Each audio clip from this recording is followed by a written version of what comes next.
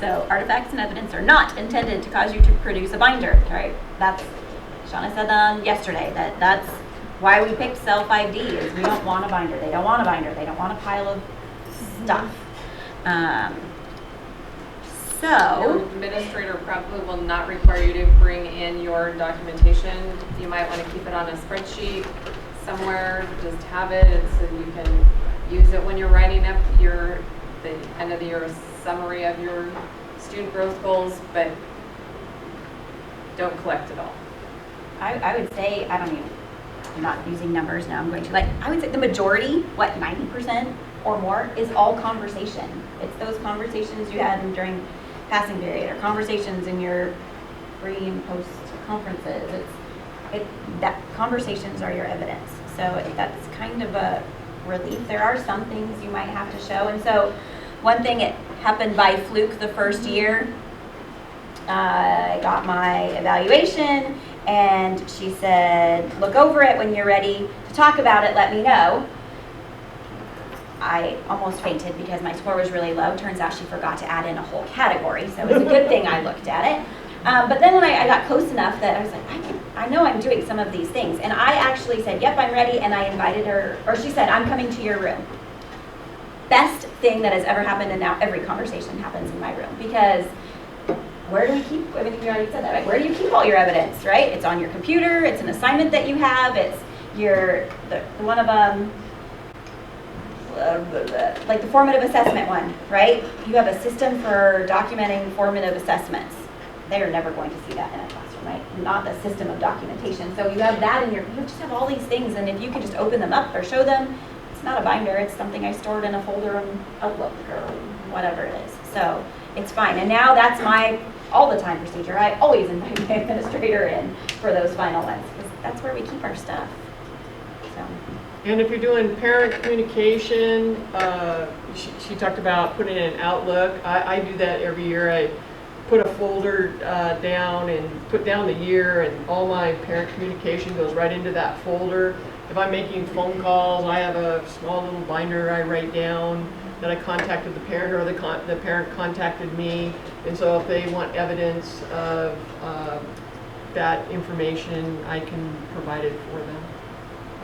Sometimes if it's a parent that I contact often, I'll keep a running sheet in the student's CUME file and just keep notes on it that way too.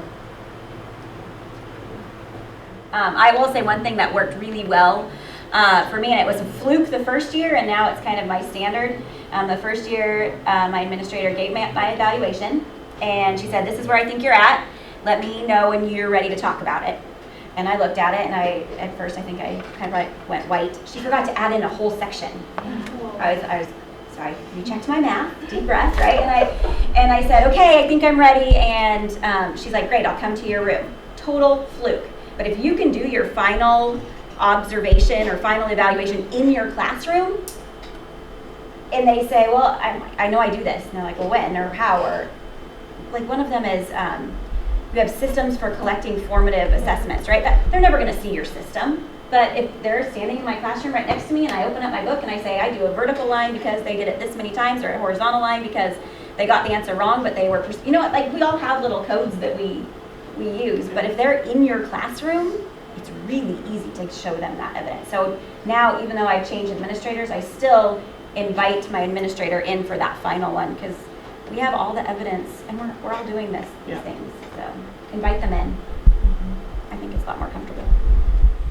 If you're somebody who absolutely needs evidence, I would just recommend keeping a couple of samples, like 2 samples of kids that didn't make it or made it, just a couple, if you absolutely feel the need. Please don't bring everything. You don't want to carry. Will let you know too. If they have a need to see something, like your pre or post, they will let you know that if there is a need.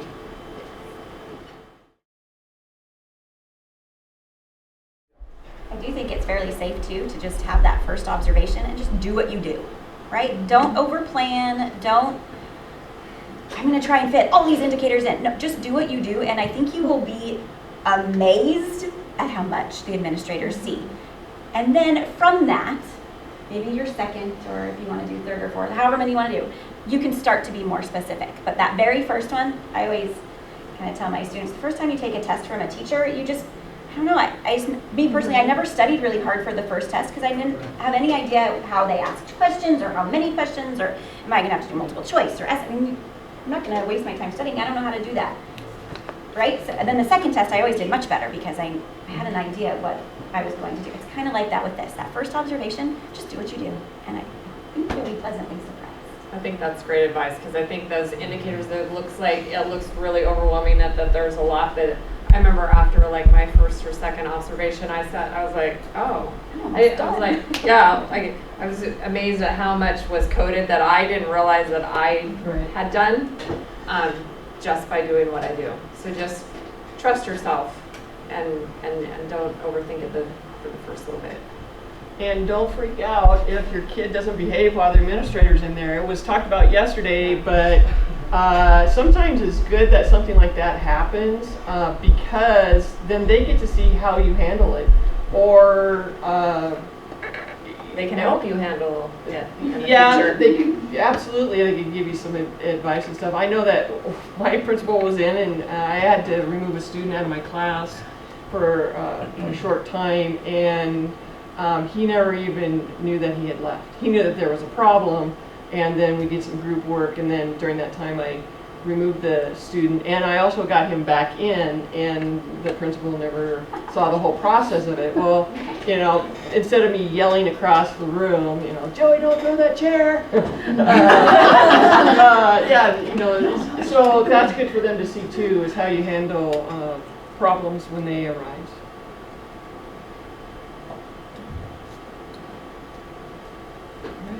Well, You're going to do great. I'm just yeah, going to say yeah. that. You're going to